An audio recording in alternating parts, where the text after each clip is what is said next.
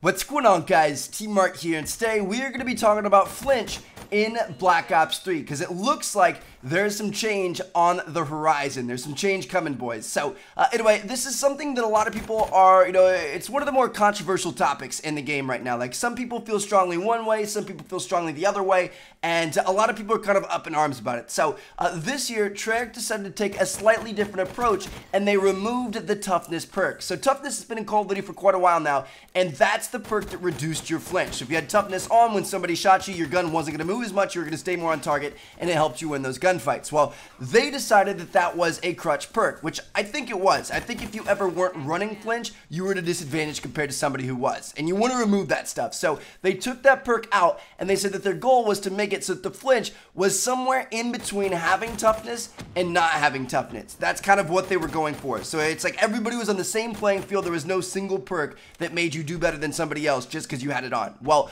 a lot of people feel like the flinch in Black Ops 3 is a little bit too high, and I kind of agree with that at times. Like, if you're shooting somebody and they get one good shot on you, your gun just goes skyward and you miss all your future shots. Or even more commonly is the person that gets the first shot is almost guaranteed to win the gunfight because the other person is going to be flinching so hard they can't even get shots on target, and that kind of leads to the slower playstyle. Like in Ghosts, we had an extremely slow playstyle, people head glitching and staying in one spot because the time to kill was so low. The time to kill isn't low in this game, but the flinch is so high that it has kind of the same effect, that if you're the one that's aiming down sight, kind of pre-aiming a corner, you're gonna have a big advantage over somebody who's running around that corner and being mobile and stuff like that. So a lot of people want to see the flinch reduced a little bit, or want to see toughness added in, or something like that. So it looks like there is going to be some change though, because yesterday on Twitter, Exile tweeted at David Vonderhaar, "I understand not needing toughness, but can you decrease the flinch? I feel as though you're giving enemies headshots in gunfights."